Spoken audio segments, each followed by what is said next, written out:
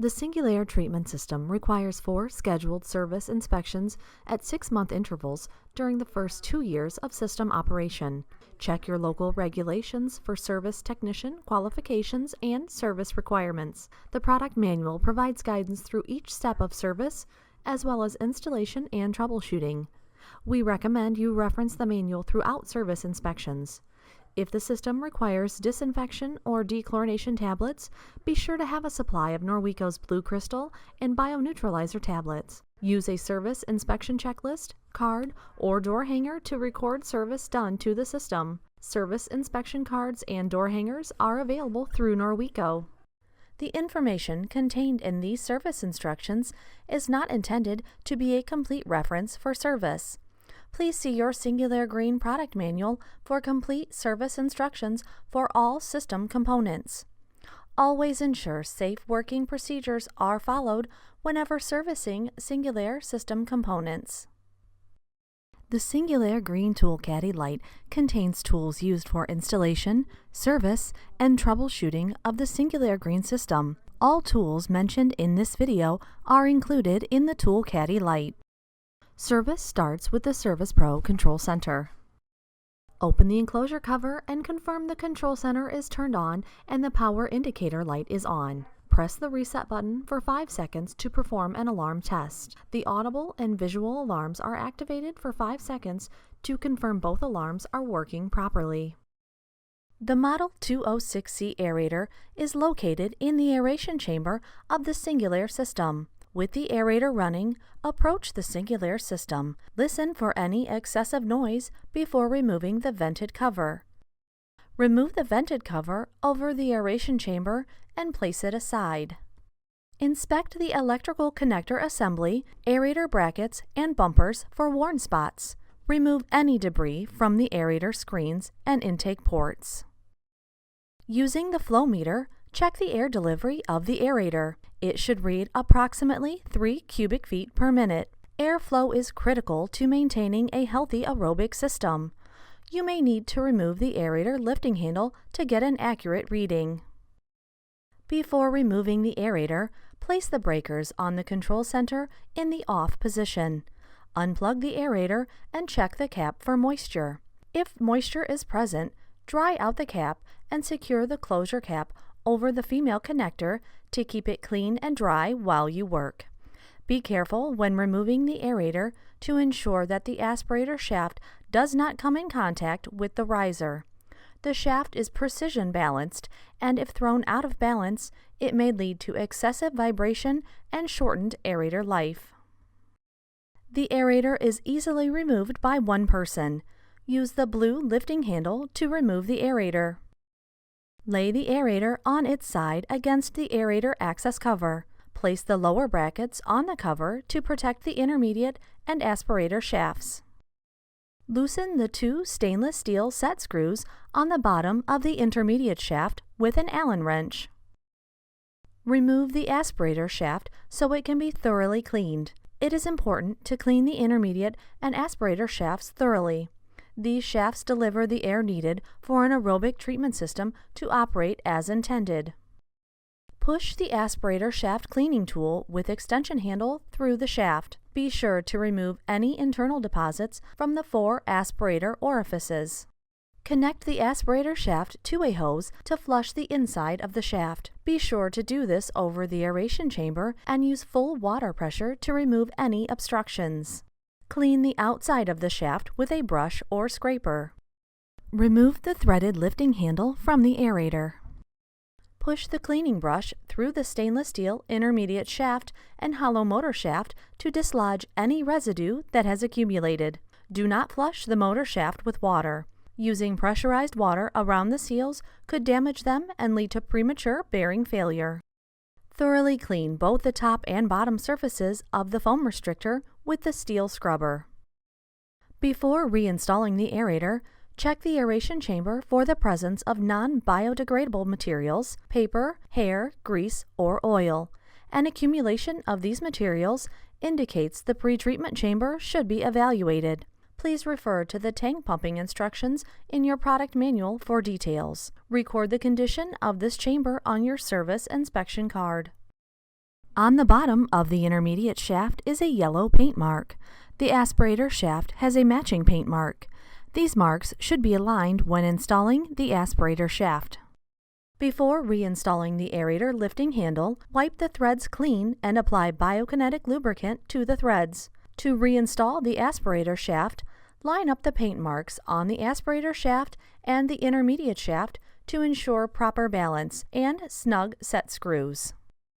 Carefully install the aerator in the mounting casting. Do not allow the aspirator shaft to touch the riser side walls. Make sure the weight of the aerator is evenly distributed on the feet of all 4 mounting brackets.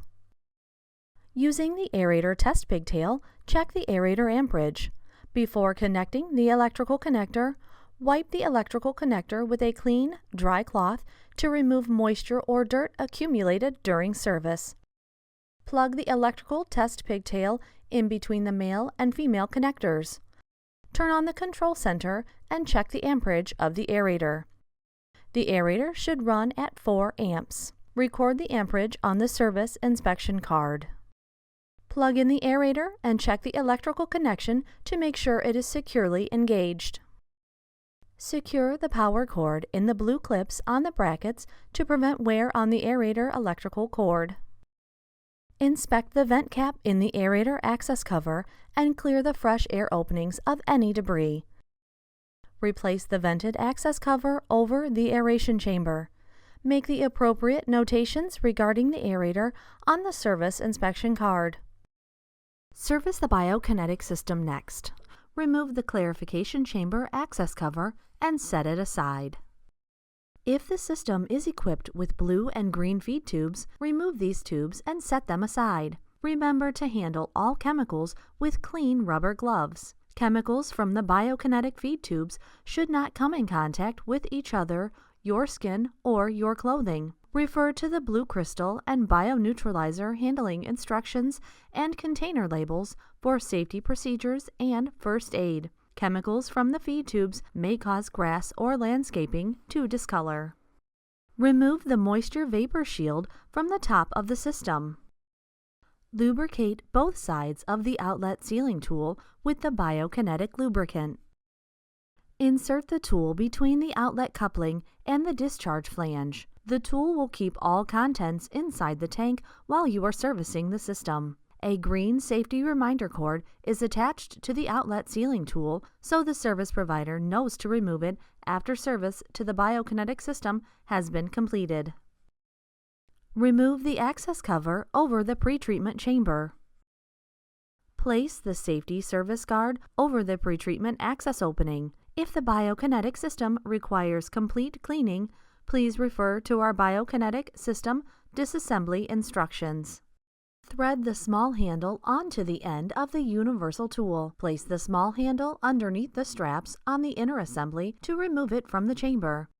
Place the inner assembly on the safety service guard. Line up the 4 wing nuts on the bottom of the assembly with the grooves in the service guard.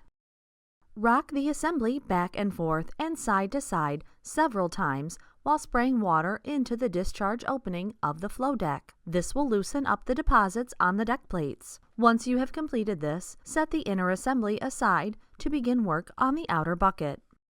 To remove the outer bucket from the clarification chamber, turn the 4 locking lugs clockwise.